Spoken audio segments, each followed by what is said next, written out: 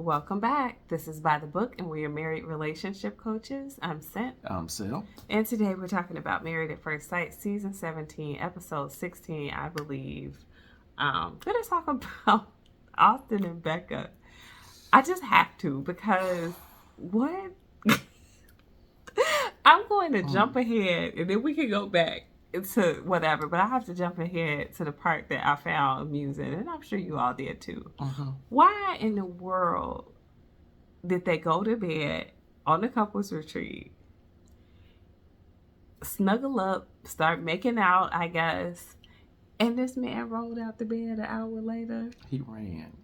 That was weird. No, he shuffled. It was like a weird, he had all the covers up against his chest like his boobs was out. I was like, what in the world is going on? That was weird. That's one of the weirdest things I've ever seen. I need some explanation coming from a man because... Are you sure? Something. I don't know, because he done had another sip of wine, child. He about to start again.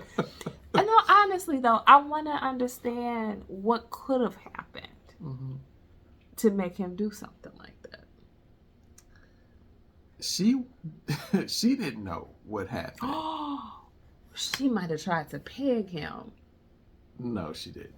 That would make a man run out the bed, I bet you. I don't think he would have ran from that. I think he would have invited that one.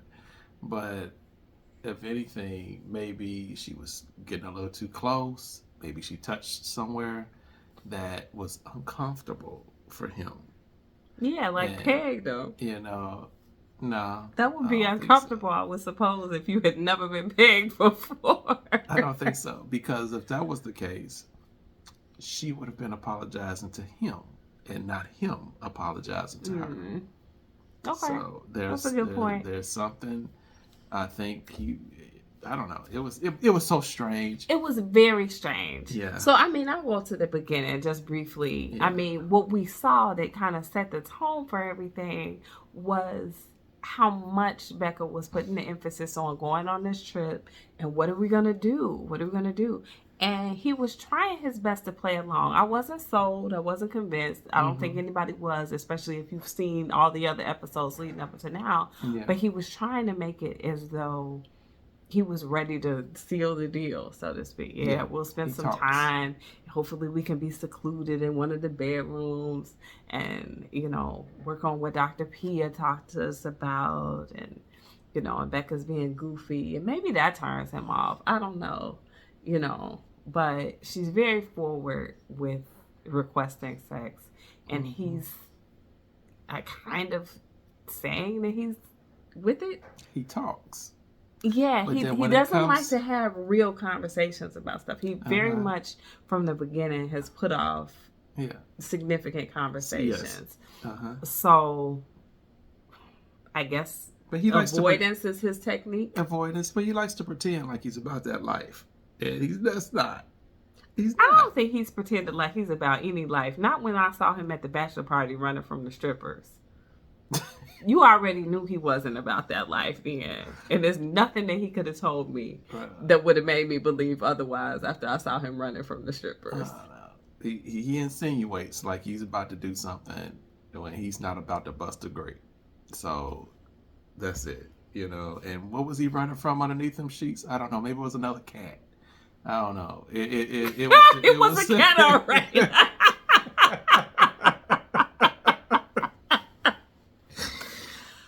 Maybe she had a glass of wine. I don't know.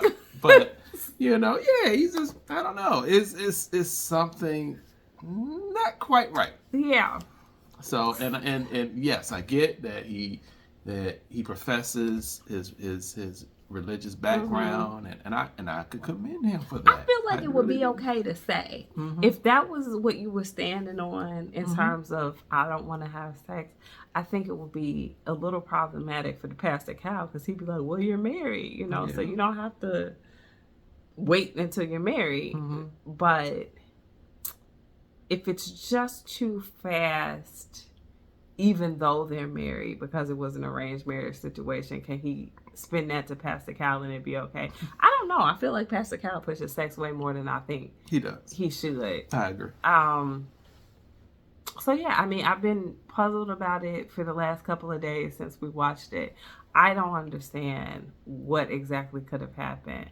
Furthermore, I don't know how he could have apologized in a way that would have made her then want to go to that sauna and let them beat them with twigs or whatever was happening in there. That was weird. Really weird. And I think he was the one that set that up. No. I do. Was he? I think he did. I think y'all please let us know if you know otherwise. I didn't think that. I think he's the one that set it up with this half-naked man jumping out of the sauna. See, and now here you go doing the most with branches and stuff. Nope. Yes, I do. I think he's the one that said, and he looked so excited when that man jumped out of that thing with the little weird hat on. Well, he wanted the hat. He wanted the hat, but he looked hesitant to be flogged with the twigs. He looked like he enjoyed it, and he never took that little weird hat off again. That's true. He really liked that hat. Yeah. That was a strange thing, but it was to stop them from overheating, so it had a purpose. I don't know.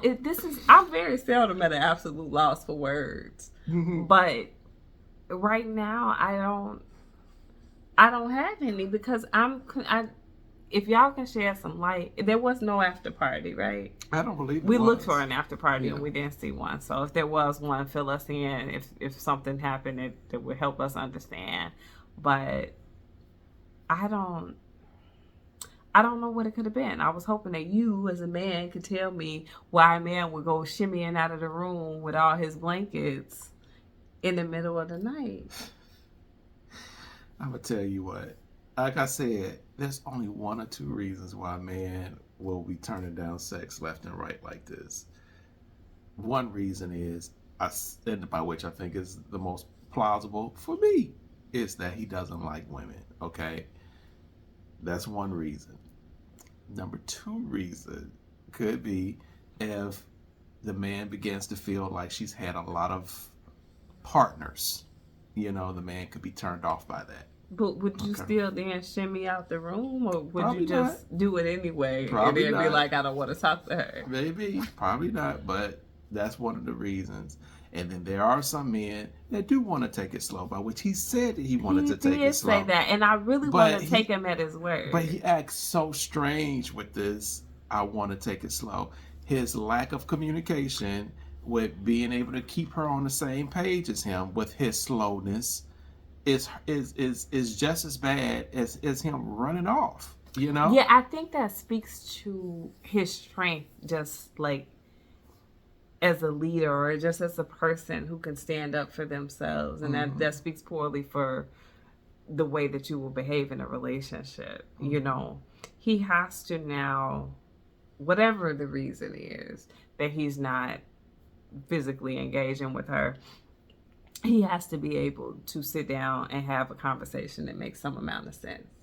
Even if some of that conversation is saying, I'm not exactly sure why I feel like this, but this is how I feel. Yeah. And it's turning me off, or it's just uncomfortable and whatever. Whether it's, and guys, we've been speculating about this for weeks and weeks. You guys have been helping us speculate about it. Whether it's his spirituality, whether it's his lack of attraction, whether it's questions about his sexuality or the cameras, whatever it is, I do believe I'm with you now. It's just time to sit down with himself, figure out the best he can what he can say to her, what he does understand about his lack of interest, and have a conversation with her, even if it's off camera. Yeah. Because it's perplexing. They gotta talk. And I feel like she and Emily in this season are taking damage. Unnecessarily so. Yeah. You gotta talk. And as they say nowadays, you gotta make it make sense. Yeah. Because it's so strange at this particular point. Even our speculations don't fully encompass. It doesn't make any sense. I can't even speculate well. Yeah. That's why I'm saying this to you now, because I can't even formulate. Y'all know I'm one of those, like, Captain Save him. I'm gonna try and give him an out. I'm gonna try to give him an alibi. I'm gonna try to advocate for him. Advocate sick. As best that I can. I'm trying, but that was just beyond anything I could have imagined. Yeah. In that situation, you couldn't have even slept on the floor. Yeah. Why did he have to leave the whole room? Right. And then it was super weird. Please explain this to me. Why did he say you could come with me if you want to? You're already in bed. Why does she have to come with you? Hello? It makes no sense. It makes no sense whatsoever. Yeah, I don't know. I was like, back that up. Did we miss something? Was something else said? So, I mean, sure, there's editing. Maybe they did skip over something that would have been a crucial detail for us to understand. Could have been. But she said herself, I have no idea what happened. He just rolled out on me. And that's what we saw. Nothing missing. I don't have it. The only thing that's missing is what he needs to say. He needs to say something and make it make sense. I mean, it may not make sense, but try to say it anyway. Honestly, it may not, because maybe you can't quite put your finger on it, but say something. That's it.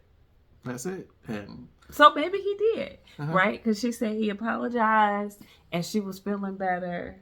But as you see, if you watch the previews, it seems like it's going to cycle right back next week to the same problem. Same thing, yeah. So maybe he did say it, He's allergic to cat. The last thing I can say is that sometimes you've got to be the one, and by that I mean Becca. You've got to be the one to call it, because when you do start to take on damage from somebody else who, in my opinion, hasn't even known you long enough to cause you that type of suffering, cut them loose. If it's going to be like this. And I think too, and then I'll let y'all go, but I think sometimes when you start off on a note like this, it sets the tone for the rest of the relationship. So I feel like their sexual buildup and tension coming mainly from her side, and awkwardness coming from him, and just the discomfort and all of this big to do around sex, or the lack thereof, is going to set the wheels in motion such that even if they did stay married, even if they did start having sex, there will always be some question mark and some resentment left over coming from Becca's side. And whatever was making him uncomfortable initially might still be lingering. And I feel like that would be problematic throughout a long portion of their marriage, if not the entirety of it. So I just think sometimes when some stuff is so weird and awkward and bad, you can't get around it. Yeah, you're absolutely right. I mean, everything that they've been kind of like going through, I think it's 6 weeks now for them in this process. 5, 6, something like that. It's taking a toll. It's taking a toll, even though it's just 5 weeks, but it's a straight 5 weeks. Because she's invested. Yes. If she weren't invested, she wouldn't be hurt like that. Exactly. But she's invested, and because they have a strong bond that's non-sexual, I think that it sold her more quickly. And now all these sexual issues are coming out, and she's like, what in the world? Like, this should not even be a problem. This has never been a problem. And there they are. Maybe. So. Oh, I think someone said asexual or something. So that could be it. Did somebody say that? Somebody did. Oh, was that from something else we were watching? No, somebody said it in the comments. Oh, okay. Yeah. That he's asexual? Yeah, it's a possibility. Nah, you got to say that in the interview. That omission is a big omission. You can't just leave things like that out. Yeah. So, I don't know. But that's as good a guess as any, because this is peculiar on a level that I have not seen on any reality show. Yeah. Ever. Same here. Anyway, guys, let us know what you think about them. I am done with my theories. I don't know what else to give to Austin. So drop your comments below, guys. Like, share, and subscribe. We'll talk to you guys soon.